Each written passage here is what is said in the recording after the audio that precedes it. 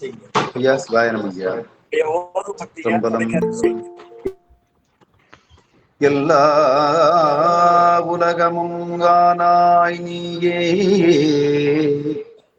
ஏகம்பம் மேவி இருந்தாய் நீயே, நல்லாரை நன்மை அறிவாய் நீயே, ஞானச் சுடர் விளக்காய் நின்றாய் நீயே, பொல்லா வினைகள் அறுப்பாய் நீயே, புகழ்ச்சேவடி என் மேல் வைத்தாய் நீயே, செல்வாய செல்வம் தருவாய் நீயே, திரு ஐயாறு அகலாத செம்பொற்சோதி.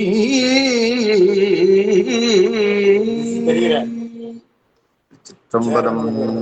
ஐயா சிவாய நமக்கு.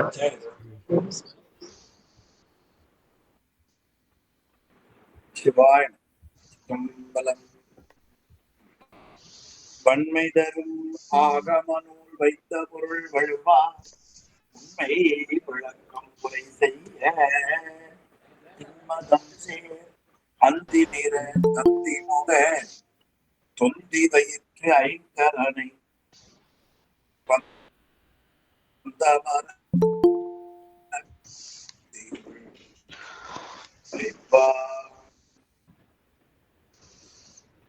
அடியார் எல்லாம் சிவகாமி அம்மையுடன்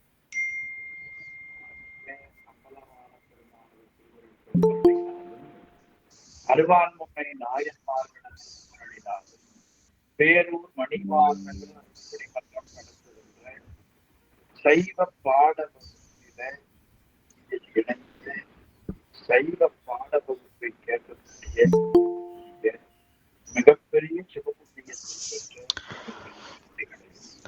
சைவ பாட வகுப்பின் பெரியார் நாம் படிக்கின்ற சைவ சித்தாந்த நூல்களின் உரையாசிரியருமான முதுபெரும் முனைவர் சென்னியப்பனாரையா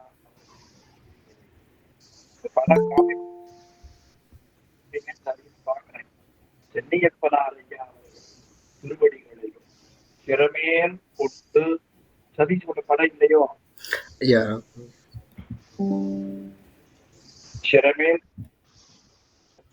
சிறமேல் கொண்டு மனம் மொழி மெய்களாலே வணங்கி நண்பர்களே, வகுப்பு தீவனையின் காரணமா நீங்க எல்லாரும் நான் கலந்து கொள்வது அது என்ன சொல்றது, வினைதான் காரணம். அனுப்பியதில்லை, அதற்காக தொண்டர்களிடத்திலே பொறுத்துக் கொள்ள வேண்டுமாய் அன்போடு வேண்டி அதை சரி செய்கிற வகையில நாளையும் குறிக்கலாம் என்று நீங்கள் என்னை மன்னித்ததாக நான் ஏற்றுக்கொண்டேன். மெய்யப்பன் உள்ளிட்ட தொண்டர்களுக்கு என்னுடைய வணக்கம்.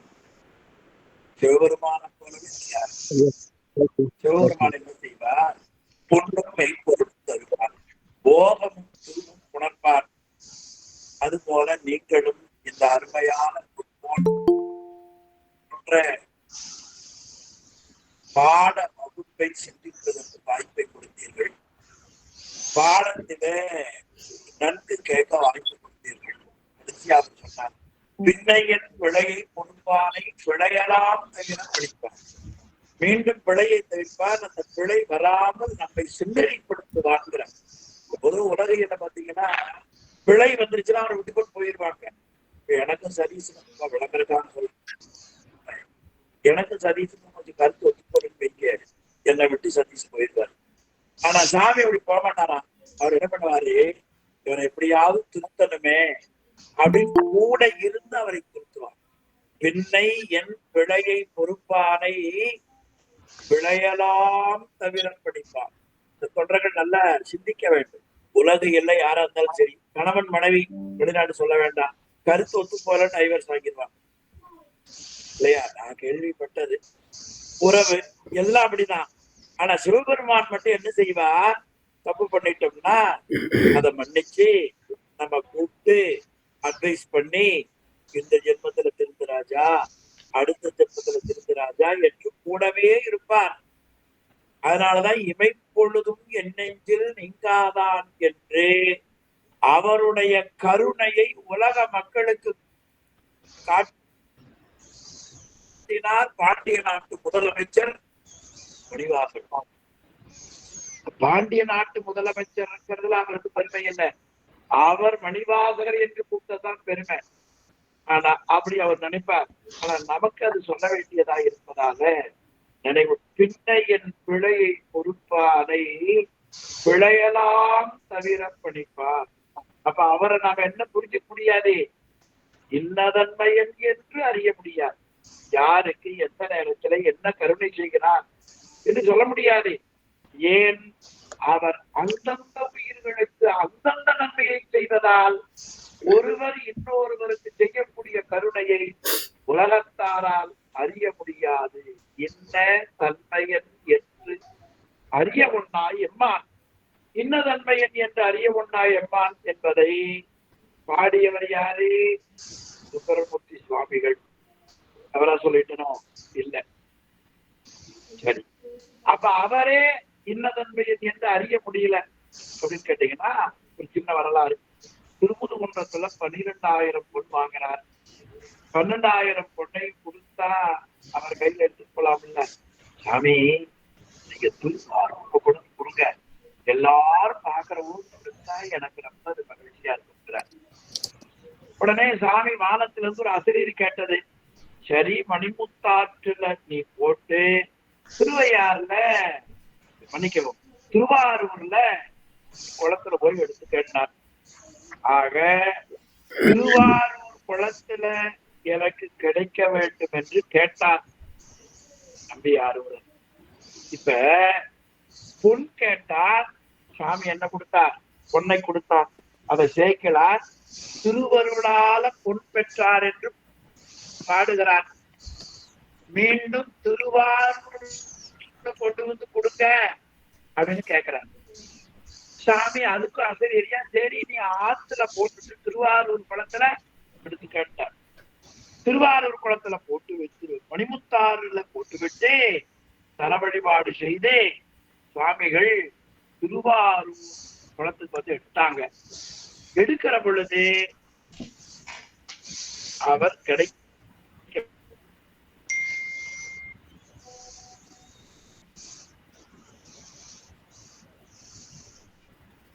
ஆக திருவாரூர் குளத்துல எடுத்து போனார்.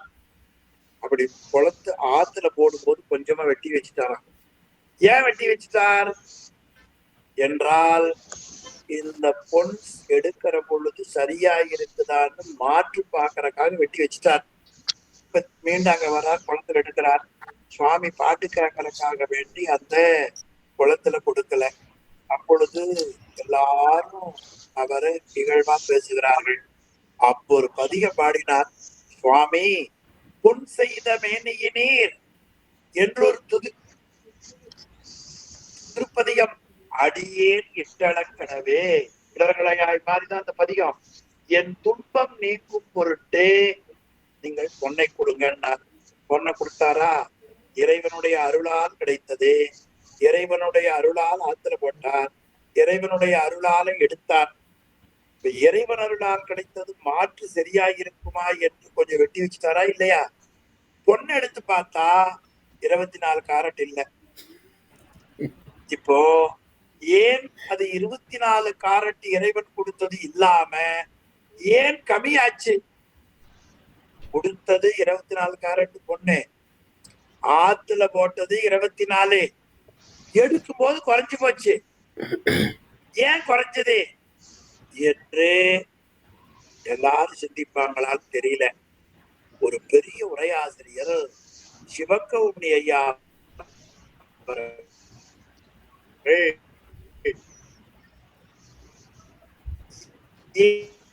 ஏன் குறைஞ்சதுன்னா, சுந்தரமூர்த்தி சுவாமிக்கே திருமுதுகுன்ற பெருமான் கருணையால கிடைத்தது.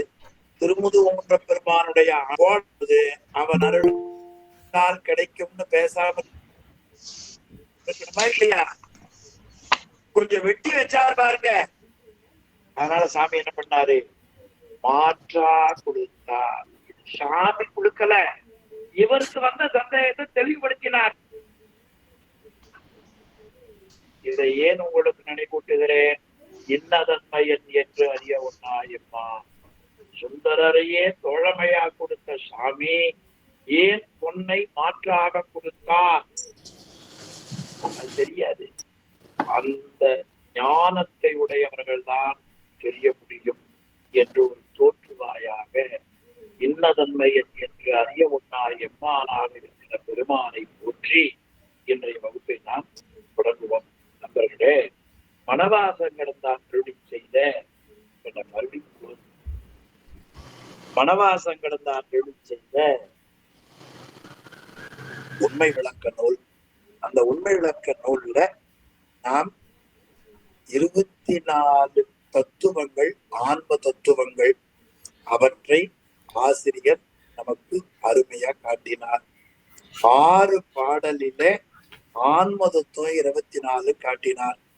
பிறகு வித்யா தத்துவங்களை நான் சொல்லுகிறேன் கேட்பாயாக. நான் பிறகு வித்யா தத்துவங்களை சொன்னார். வித்யா தத்துவம் எப்படி செயல்படும்னு சொன்னார். ஒரு மாத்திரை கொடுக்கறோம்னா அது மாத்திரை என்ன, அது எப்படி உள்ள போய் வேலை செய்யும்? உள்ள போய் வேலை செய்யறது டாக்டர் சொல்றது இல்ல, அது என்ன மாத்திரை மட்டும்தான் சொல்லுவார்கள் இல்லையா? அது மாதிரி அது எப்படி வேலை செய்யும்?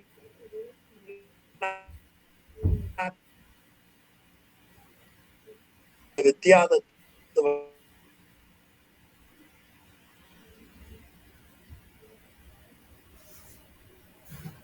தான் இப்ப சொல்ல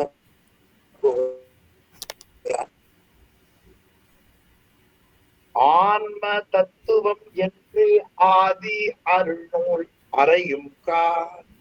அப்ப இதுவரைக்கும் நான் உங்களுக்கு சொன்ன 4-6-24 தத்துவம், ஆன்ம தத்துவம். அந்த தத்துவத்துக்கு என்ன பெயர்? ஆன்ம தத்துவம்.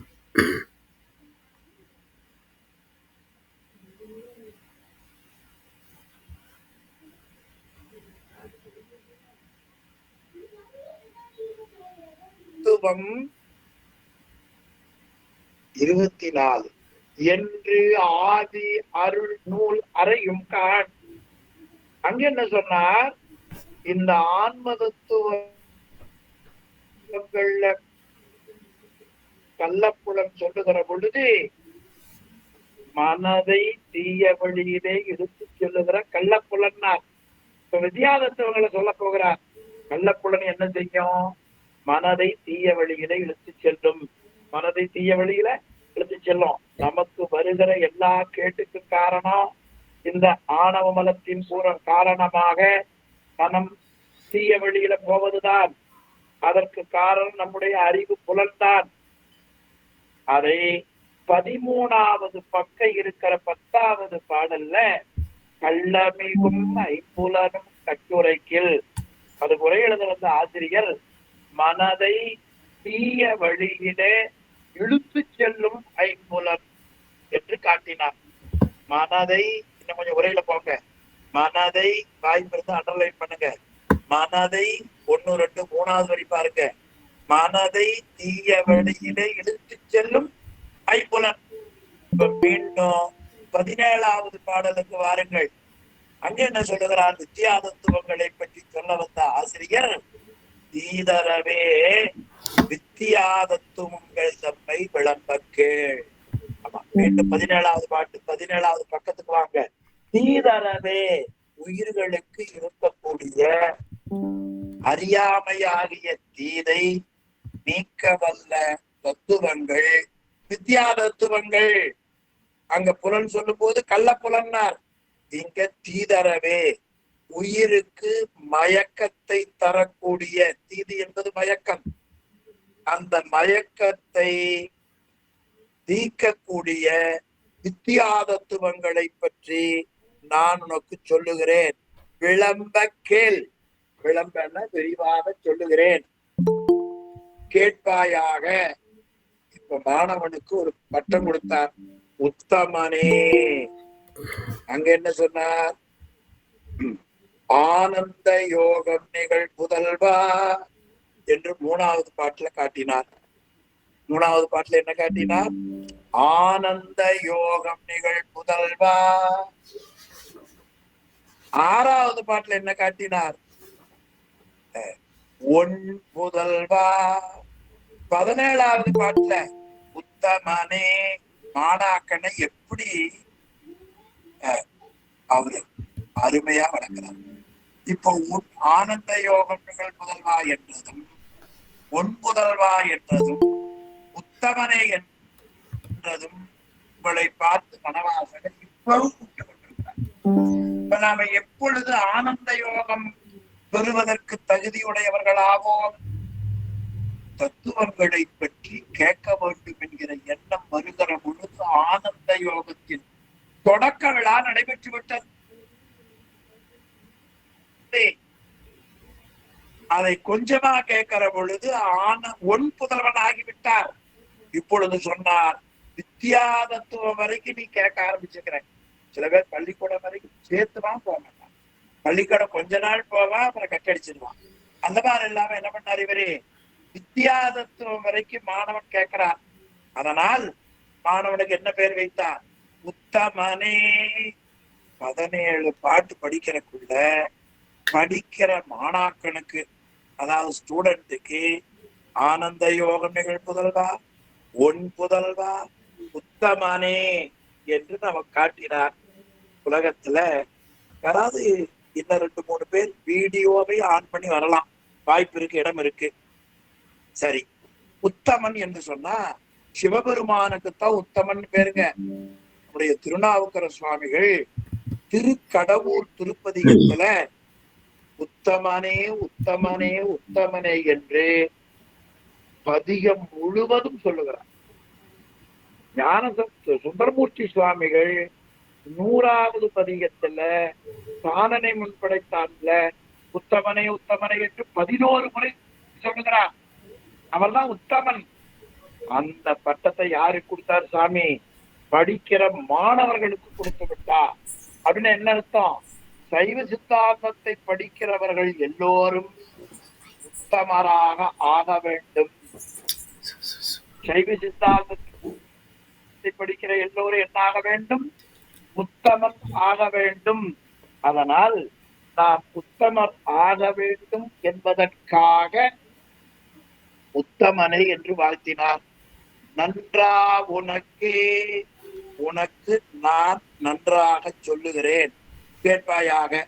18வது பாட்டு வித்யா தத்துவங்கள் அவையாவன காலம் 1, நியதி 2, கருதும் கலை 3, வித்தை 4, ஏல அராகம் 5, புருடன் 5, மாயை 6.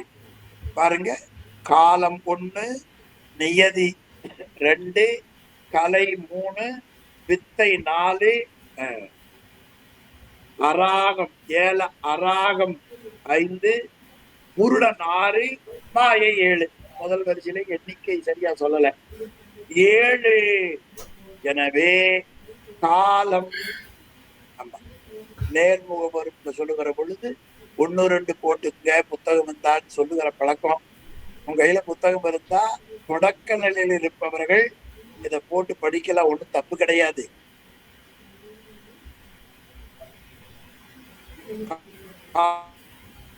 காலம் 1, நியதி 2, கருதும் கலை 3, வித்தை 4, ஏல அராகம் 5, புருடன் 6, மாயை 7, மால் அரை 7. ஆமா, இந்த 7ம் மால் அற, மால்னா மயக்கம் என்று பொருள். உனக்கு சொன்னோம். நல்ல சொல்லுங்க, முறையாக நான் உனக்கு சொன்னேன், அடைவாக சொன்னோம். சொன்ன இவை, இப்ப நான் 7 சொன்ன இல்லையா, இவற்றினுடைய தம் உண்மை, இந்த 7னுடைய உண்மையை சொல்ல போகிறேன். நான் படிக்கிற அந்த உண்மை விளக்கத்தில்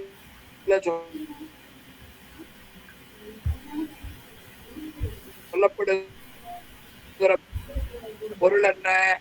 பதி, பசு, பாசம்.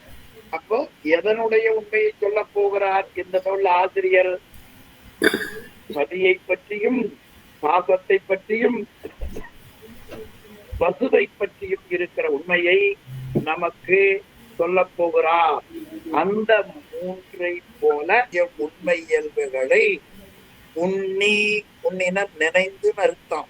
இந்த 7 தத்துவர்களும் நமக்கு செய்கிற அந்த ஒரு செயலை நினைத்து உரைக்கும். நான் அதை விளக்கமாக கூறுகிறேன். முற்று நீ அதை உணர்ந்து கொள்வாயாக என்று இந்த 18வது பாடல் மூலமா ஆசிரியர் நமக்கு அருமையா நமக்கு காட்டுகிறார். இந்த வித்யா தத்துவங்கள் என்ன செய்யும் என்று கேட்டால், வித்யா தத்துவங்கள் உலக அனுபவத்துல மூழ்கி கிடைக்கும். சட்டை போடணும்னா ஒரே விருப்பமா இருக்கும், செல்ஃபி எடுக்கணும்னா ஒரே விருப்பமா இருக்கும், சாப்பிடணும்னா விருப்பமா இருக்கும் இல்லையா? ஒரு இடத்துல இருந்து இன்னொரு இடத்துல வேலைக்கு போனா விருப்பமா இருக்கும், சம்பளம் கூடுதலா விருப்பமா இருக்கும். ஒரு இடத்துக்கு போற போது நம்மளை யாராவது மதிக்கலைன்னா கஷ்டம் வந்துடும், மாலை போட்டா பறக்கிற மாதிரி ஒரு நினைப்பு வந்துடும். இப்படி பலவிதமான மயக்கம் உலகத்தில் உண்டு. ஆனால் இவை எல்லாம் பொய்யானவை. இதுக்கு மயக்கம்னு பேர். இந்த ஆன்மா உலக அனுபவத்துல மூழ்குகிற பொழுது மயங்கி கிடக்கும். அந்த மயங்கி கிடக்கிற பொழுது உனக்கு துணையாக வரக்கூடிய தத்துவங்கள் இந்த 7 தான். உன்னுடைய அறிவுக்கு விளக்கத்தை கொடுத்து அந்த விளக்க அனுபவத்தை பெறுவதற்கு தகுதியுடையவனாக மாற்றுவதே இந்த 7 தத்துவங்கள். இது அப்படியே அருமையா காண்பித்திருக்கிறார் ஆசிரியர். 18வது பக்கம் பொருள் தர பகுதியில 2வது பகுதி பாருங்க. முற்கூறிய ஆன்மதத்துவம். முற்கூறிய ஆன்மதத்துவம் எவை எவை என்றால், பூதமஞ்சு, புலனஞ்சு, அறிகருவி அஞ்சு, புலக்கருவி அஞ்சு, அந்த கரண 4.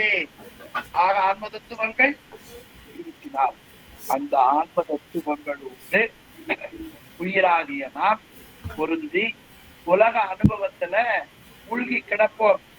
அப்பொழுது மயக்கம் வரும். மயக்கம்ங்கிறது என்ன? மெய்யான பொருளை பொய் என்று கருதுவோம், பொய்யான பொருளை மெய் என்று கருதுவோம். இத மயக்கம்னு பேருங்க. இந்த மயக்கத்தை சிவபெருமானாலதான் தீர்க்க முடியும்.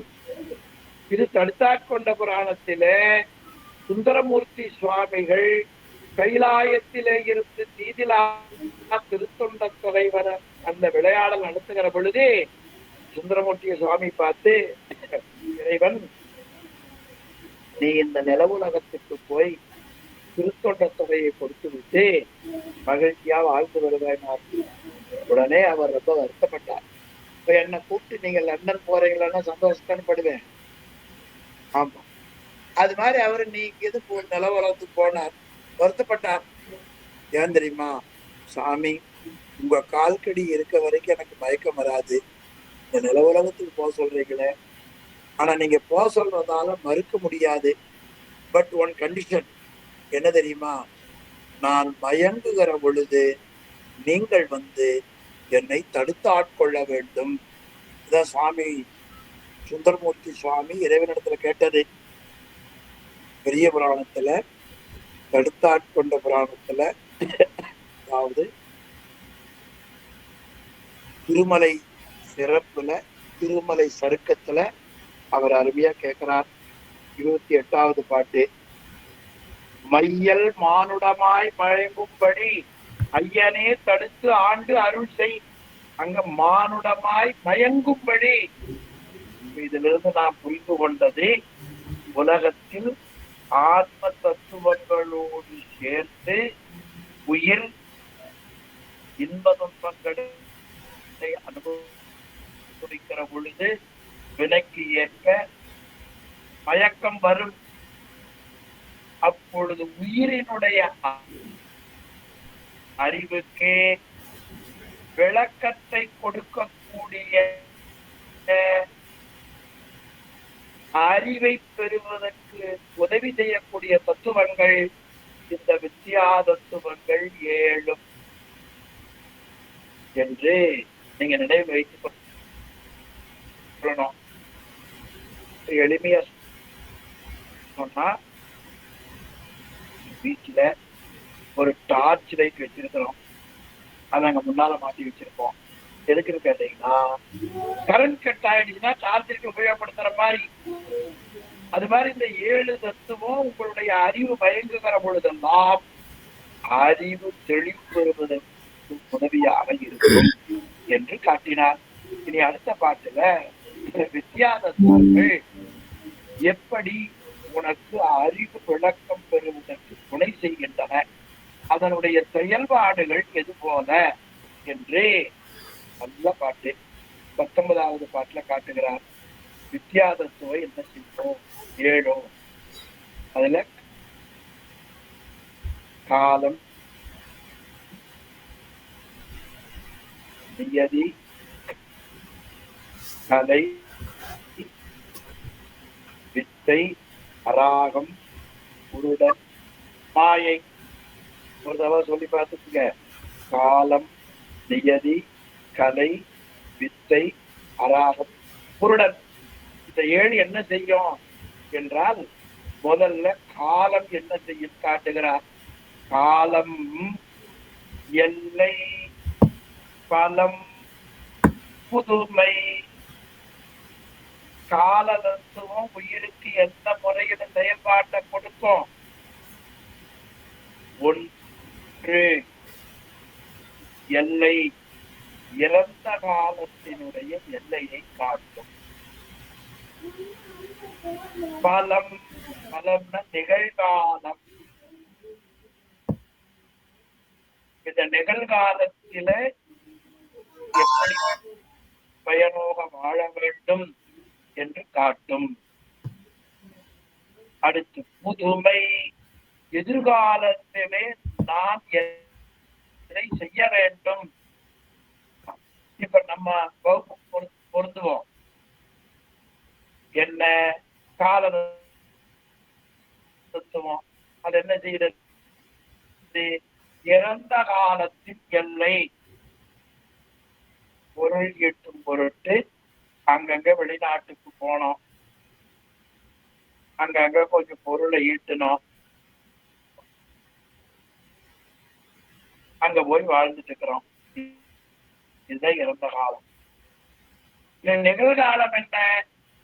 பண்டு செய்த புண்ணியத்தால் சைவ பாட வகுப்புல இணைந்து மாதம் 4 வகுப்பு, வாரம் ஒரு வகுப்பு படித்து பயனை பெறுகிறோம். இனி எதிர்காலத்தினுடைய புதுமை என்ன? வகுப்பு முடிவதற்குள்ள சமயதீக்க பெறாதவங்க சமயதீக்கை பெறுவதும், சமயதீக்கை பெற்றவர்கள் சிவபூஜை செய்வதும், சிவபூஜை பெற்றவர்கள் திருமுறைகளை அழுத்தி ஓதி எல்லாரும் சிவமாம் தன்மையை பெற வேண்டும். இந்த 3ஐயும் நமக்கு கொடுப்பது எது? கால தத்துவம். அப்ப எல்லை, பலம், புதுமை, இது கால தத்துவத்தினுடைய செயல்பாடு. இனி எப்போதும் நிச்சயத்தல். எப்போதும் நிச்சல் நியதி தத்துவத்தினுடைய வேலை. நியதி தத்துவம் என்னன்னு கேட்டீங்கன்னா, யார் யார் என்னென்ன வினை செய்திருக்கிறார்களோ அந்த வினைய அடுத்தவர்களுக்கு போகாம நமக்கே கிடைக்கும்படியாக செய்வது நியதி தத்துவம். எது? நியதி தத்துவம். ஏன் சரி பாட்டு வர டவர் ப்ராப்ளமா?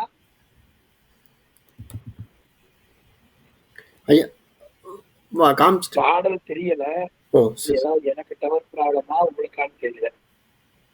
சரி, அப்ப என்ன செய்யும்? நியதி தத்துவம் அவரவர்களுக்கு உள்ள வினைப்பயன் அவரவர்களுக்கே சேருமாறு செய்வது எது? நியதி தத்துவம். இப்ப 2 தத்துவம் பார்த்தோம். இனி அல்லல் தரும் கிரியை, இது 3. இது கலை தத்துவம். கலை என்ன செய்யும்? அறியாமையாகிய ஆணவ மலத்தை கொஞ்சமா நீக்கிற மாதிரி நீக்கி ஆன்மாவுக்கு செயல்படக்கூடிய தகுதியை கொடுப்பது.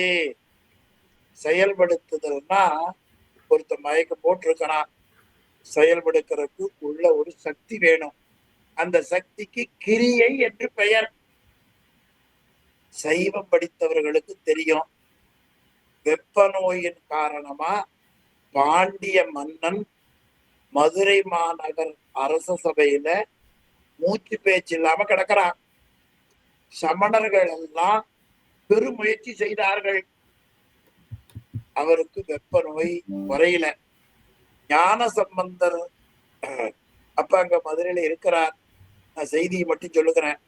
குலச்சிறையாரும் பாண்டிமாதேவியும் மன்னனிடத்துல வந்து, இப்படி மூச்சு பேச்சு இல்லாம கிடக்கிறாரே, இவருக்கு இருக்கிற நோயை சமணர்களால நீக்க முடியவில்லையே என்று எண்ணி நின்று கொண்டிருக்கிறார்கள்.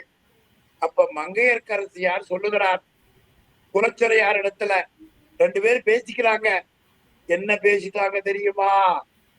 நம்ம ஊருக்கு வந்திருக்கிற திருஞான சம்பந்தர் இந்த அரசபைக்கு வந்து மன்னனை பார்த்தால் மன்னனுக்கு வெப்ப நோயும் போகும், பிறவி நோயும் போகும்.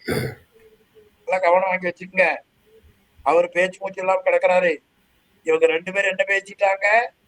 அவர் இங்க வந்தால், திருஞான சம்பந்தர் அரசபைக்கு வந்தால் இந்த வெப்ப நோயும் போய் பிறவி நோயும் போகுங்கிறாங்க.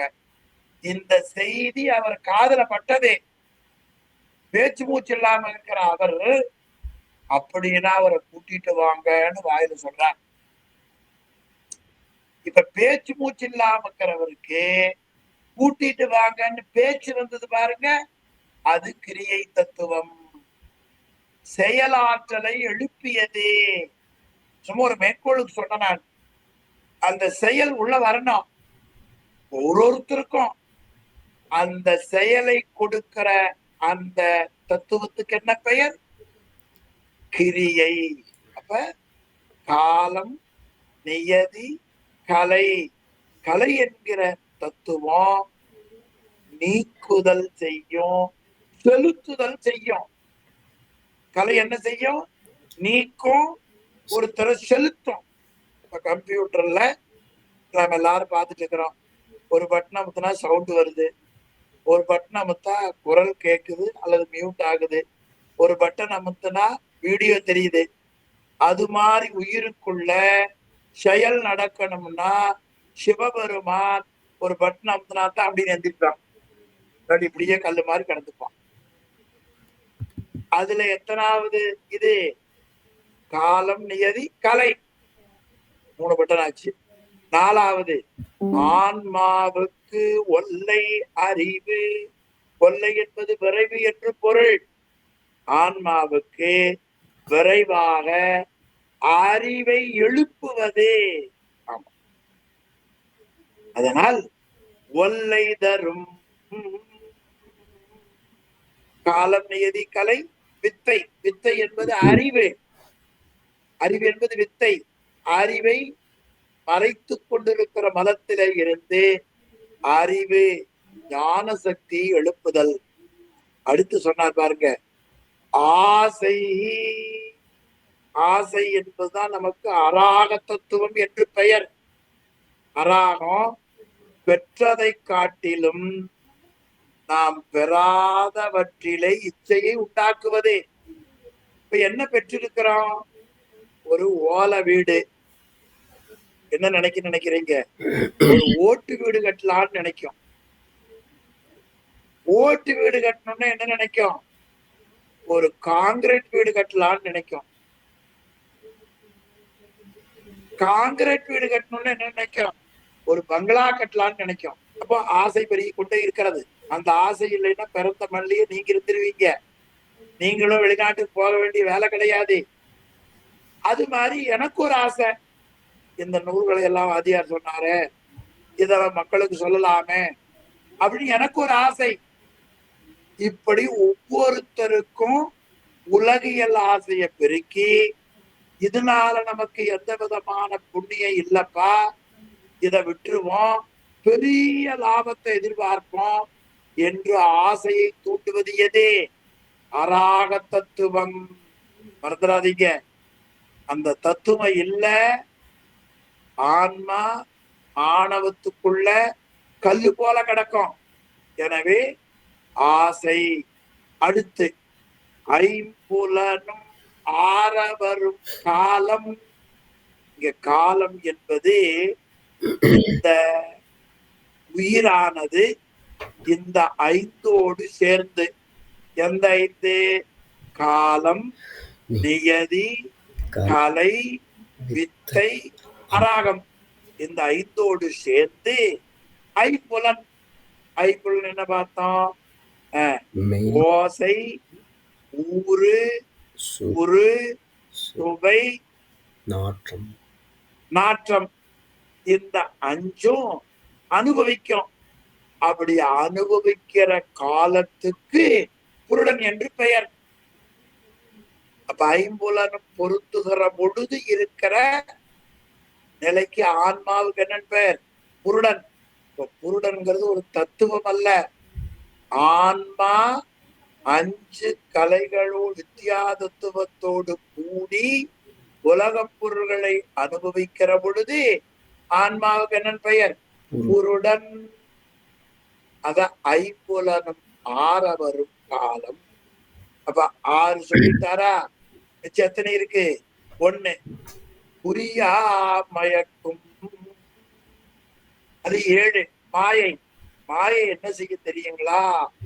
நிலையில்லாத பொருளை நிலையென உணரும்படியாக மயக்கத்தை செய்யும். அறிவுக்கு மயக்கத்தை கொடுப்பது எது? மாயை என்கிற தத்துவம். மாயை என்பது இறைவனுக்கு வைப்பு சக்தி.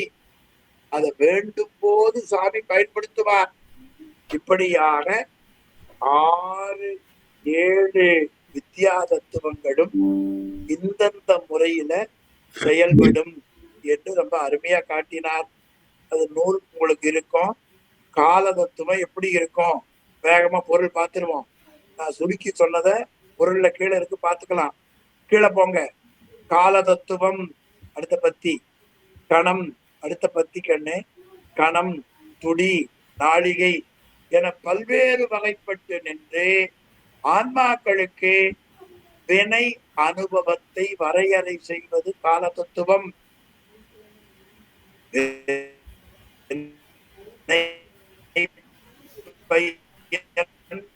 இதுவரை நீ அனுபவித்து கழிச்சுட்ட பேக் பேலன்ஸ் இத்தனை, இனி புதிதா வரக்கூடிய வரவு இவ்வளவு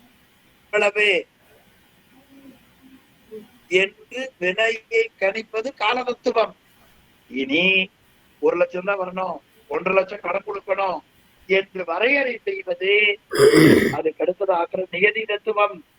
அது எது போலன்னு கேட்டார், ஒரு ராஜா தன் ஆணையின் வழியா மக்களுக்கு கலை தத்துவம். நான் சொன்னதே விளக்கமா எழுதியிருக்கிற காமிக்கிறேன். கலை தத்துவம். ஆணவ மலமாகிய அறியாமையில நம்ம ஆன்மாவுக்கு இருக்கிற அறிவு, ஆன்மாவுக்கு இருக்கிற விருப்பம், ஆன்மாவுக்கு இருக்கிற செயல் இவெல்லாம் செய்ய முடியாம பாண்டிய மன்னன் முடக்கமா கிடந்தது போல நாமளும் முடக்கமா கிடப்போம். அப்பொழுது சாமி என்ன செய்தார்? பிரியாசக்திய கொஞ்சம் செயல்படுத்த வைத்து அறிவு விளங்க வைத்து செயல்பட வைத்தார். இப்படியாக அவர் செய்தார். இனி அந்த பத்தியில கடைசி பதியில பாத்தீங்கன்னா இந்த தத்துவங்கள் உயிருக்கு எந்தெந்த வகையில நமக்கு செய்கின்றன என்பதை கால தத்துவம், வித்யா தத்துவம், அராக தத்துவம், நியதி, இவையெல்லாம் விரிவா போட்டிருக்கிறார். அதை சுருக்கமா உங்களுக்கு நான் சொன்னேன். நீங்க அதை அந்த நூலை படித்திருப்பீங்க. படிங்க. இனி கடைசியா இந்த 5ம் காலம், நியதி, கலை, வித்தை, அராக 5ம் உயிருக்கு ஒரு சட்டை போல. சட்டை, அது அருமையா சொல்றாரு இந்த பத்தியில. காலம், நியதி, கலை, வித்தை, அராகம் இந்த 5ம் உயிராகிய ஆன்மாவை விட்டு நீங்காமல் சங்கார காலம் வரை இருக்கும். முற்றடிப்பு காலம். பிறகு நீ வினை அனுபவிச்சு கழிக்கலைன்னா மறுபடியும் நீ தோன்றுவாய். அப்ப மறுபடியும் பிறகு வராமக்கிறது எப்பொழுது? இறைவனோடு சேரக்கூடிய முத்தி காலம். அந்த முத்தி காலம் வரைக்கும் இந்த 5 ஆன்மாவோடு இருக்கும். இது ஆன்மாவுக்கு சட்டை போல பயன்படுவதால் ஆன்மாவுக்கு சட்டை என்று பெயர். அந்த வடமொழியில கஞ்சுக சரீரம், சரீரம்னா உடம்பு, கஞ்சுகம்னா 5 சட்டை, அது பஞ்ச கஞ்சுகம் என்று சைவ சித்தாந்தத்துல வித்தியாதத்துவங்கள் 5ஐயும் சொல்லுவார்கள். இதை சைவ சித்தாந்தத்துல போகம் அனுபவிப்பதற்கு விளங்குவதால போக சைத்திரு காண்டம், சுத்தா சுத்த தத்துவம் என்றும் வழங்குவது உண்டு என்று இந்த வித்தியாதத்துவங்களினுடைய இயல்பை மிக தெளிவா காட்டினார். நீங்க எப்ப சைவ சித்தாந்தம் படிக்கிற பொழுதும் வித்தியாதத்துவத்தை பற்றி தெரிந்து கொள்ள வேண்டும் என்று சொன்னால் 17, 18, 19 பாடல்களை மீண்டும் நீங்கள் ரெஃபர் பண்ணா, படித்தால் உங்களுக்கு தெளிவாகிவிடும் என்பதை சிறிய நினைவூட்டினேன். இது எப்படி உங்களுக்கு தெரிஞ்சதுன்னு கேக்குறீங்களா? 1990 சைவ சித்தாந்தம் படிக்க நான் உங்களை போல மாணவனாக சென்றேன். 90ல 10, இதுல 20, 34 ஆண்டுகள் இத படிக்கிற வாய்ப்பை கடவுள். இந்த 34 ஆண்டுகள்ல இது மாதிரி நிறைய சந்தேகம் வரும். இப்ப நாங்கெல்லாம் ஆசிரியர் இருக்கிறார் கேட்டுக்கிறோம். இல்லாதவங்க என்ன செய்கிறது? இந்த உரையை பிரித்து படிச்சால் ஆசிரியர் எழுத்து வடிவிலே உங்களுக்கு விளக்கம் கொடுப்பார். எனவே இந்த வித்தியாதத்துவங்களை பற்றி 17, 18, 19வது பாடல்களில விளக்கமாக காட்டினார். இனி அடுத்து 6 தத்துவங்கள்ல ஆன்ம தத்துவம் 24 நாம் பார்த்தோம். அது 16 பாடல் வரை. அடுத்து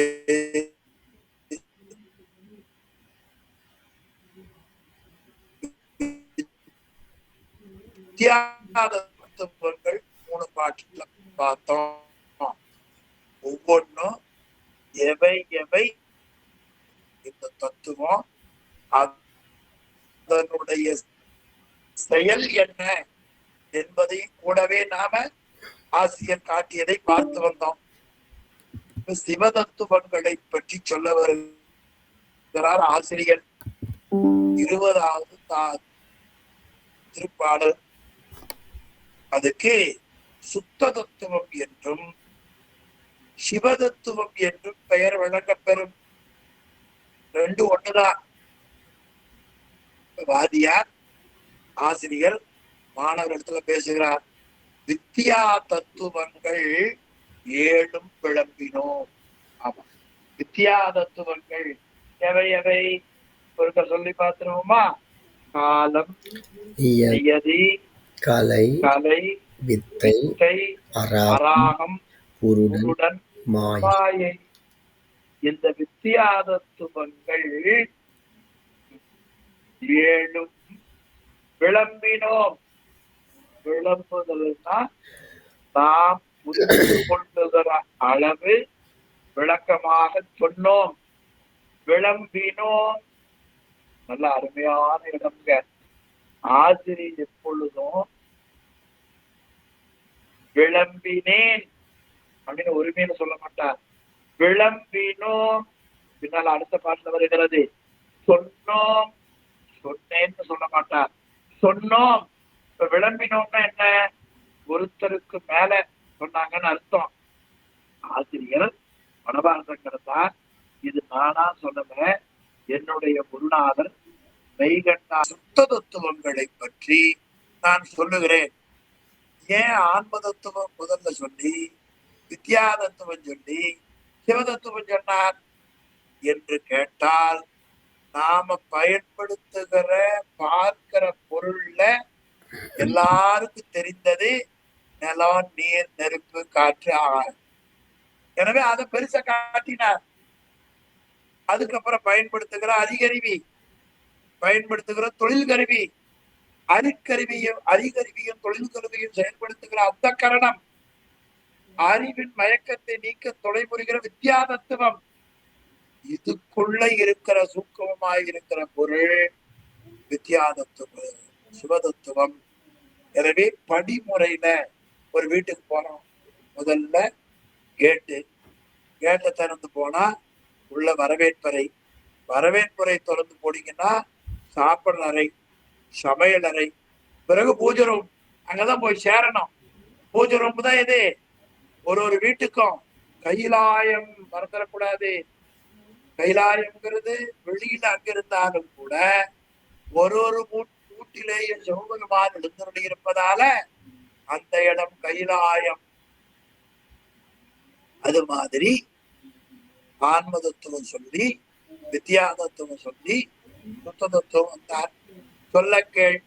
நித்தமாம், நித்தம்னா என்றும் அழியாத தன்மையுடைய நிலையாக இருக்கிற ஒன்று சுத்த வித்தை, 2 ஈஸ்வரம், 3 பின் சொல்லும் சதாசிவம். 3ஆச்சா? அடுத்து பாருங்க, நல் சக்தி, அடுத்து நல் சிவம் காண். சிவம் நல்லதைத்தான் செய்யும், சக்தி நல்லதைத்தான் செய்யும். புலனை சொல்லுகிற பொழுது கள்ள புலன்னார்,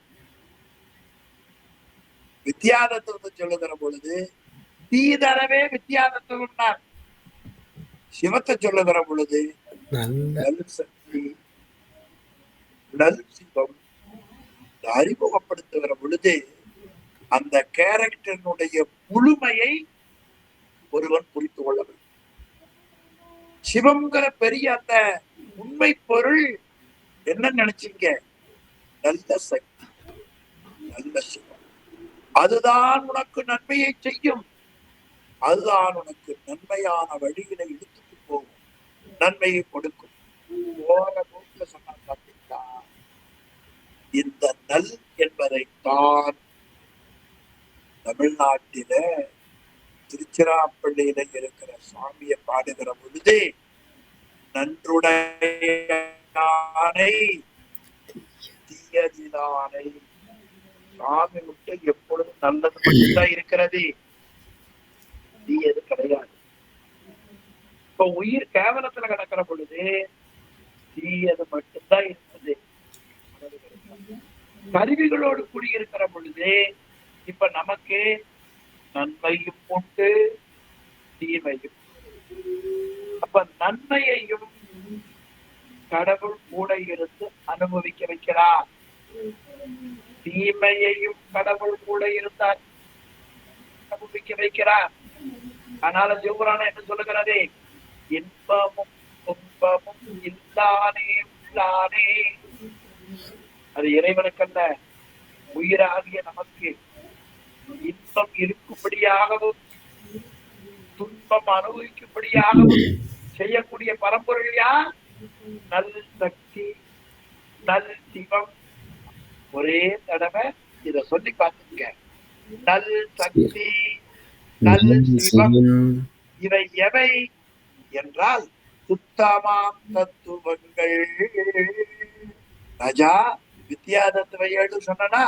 ஆமா சுவாமி. என்ன பாட்டுல? 17, 18, 18, 19 3 பாடல்களிலே வித்யா தத்துவங்களை நீங்கள் சொன்னீர்கள். 17, 18,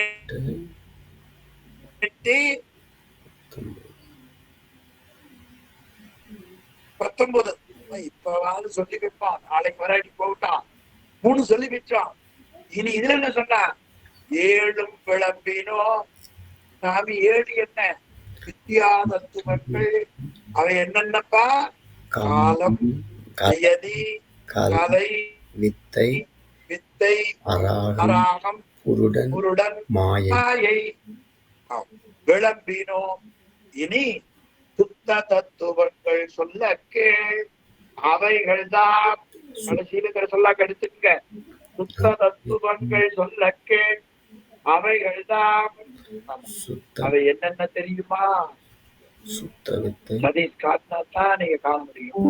அவைகள் தான் 1 சுத்த வித்தை, 2 ஈஸ்வரம், 3 பின் சொல்லும் சதாசிவம், 4 நல் சிவம், 5 நல் சக்தி நல் சிவம்.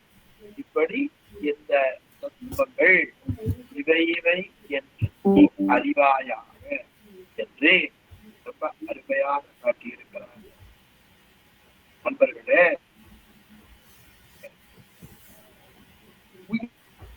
உயிர்களுக்கு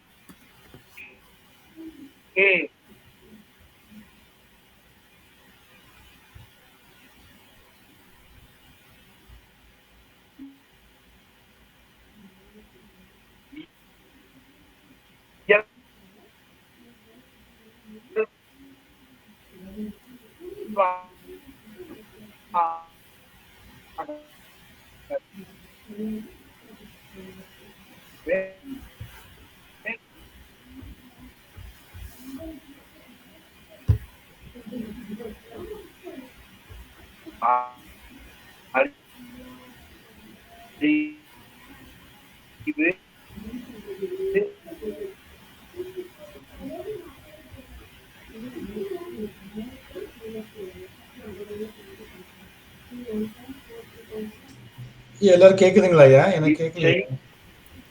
எனக்கு கேட்கலைங்கய்யா.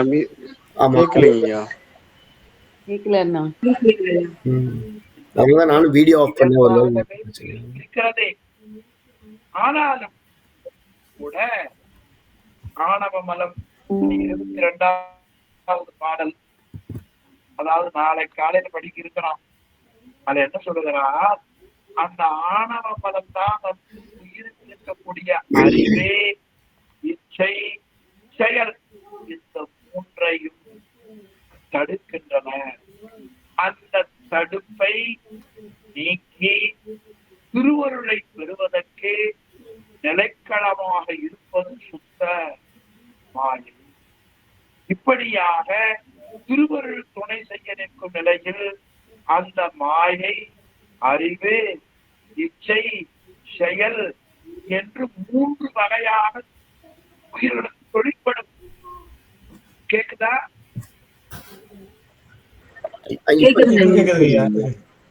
இப்ப கேக்குதுங்க ஐயா. ஆனா முன்னாடி கூறின விளக்கம் கேட்கலைங்க ஐயா. சரி, எதுல இருந்து கேட்கல ஐயா? அந்த வித்யா தத்துவம் நிறைவு முடிச்சதுக்கு அப்புறம் கேட்கலைங்க ஐயா. இந்த சுத்த தத்துவம் விளக்குனதுக்கு அப்புறம் உள்ள பகுதி கேட்கலைங்க ஐயா. சரி, ஆக சுத்த தத்துவம் இயல்பாகவே ஆன்மாக்களுக்கு அறிவு, இச்சை, செயல் இயல்பா இருக்கின்றன நம்முடைய உயிருக்கு. ஆனாலும் ஆணவ மலத்தால் தான் தடைபடுகிறது. ஆணவ மலத்தை பற்றி 22வது பாடல்ல படிக்க இருக்கிறோம். அந்த ஆணவமாகிய அந்த அறியாமை என்ற தடையை நீக்கி திருவருளை பெறுவதற்கு நிலைக்களமாக இருப்பது சுத்தமாயை. சுத்தமாயிலே இருந்து தோன்றுவன சுத்த தத்துவம்,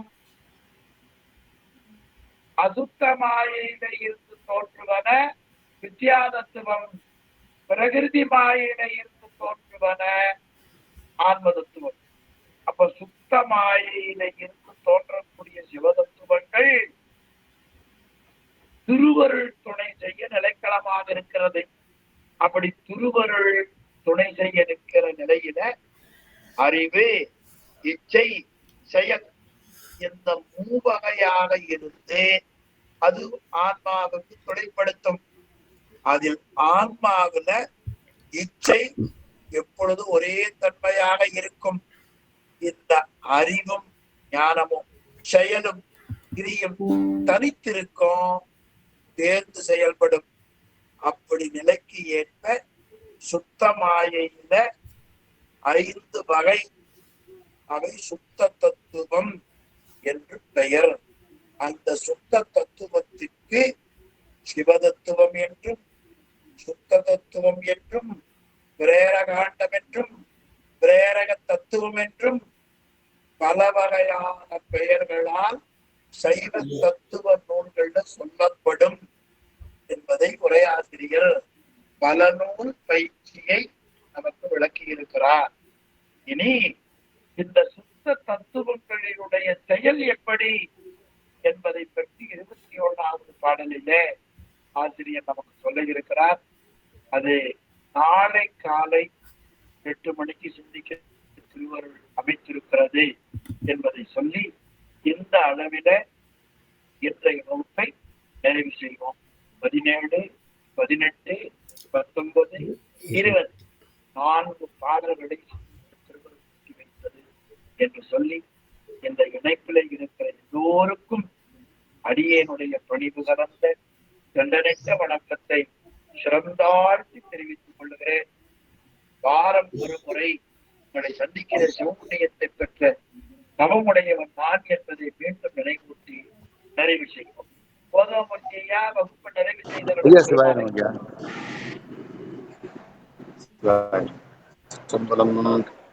வாழ்க அந்தணர் வானவரானினம் வீழ்கதள் பூனல் வேந்தனும் ஓங்குக ஆழ்க தீயதெல்லாம் அறநாமமே சூழ வையகமோ உயர் தீர்வே.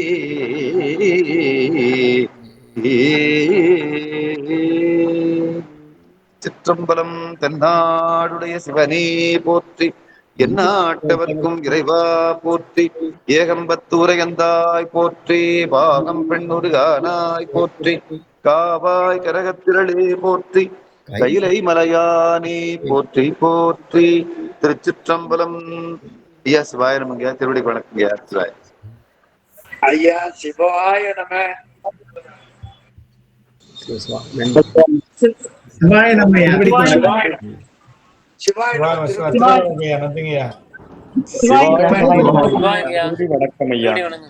நம.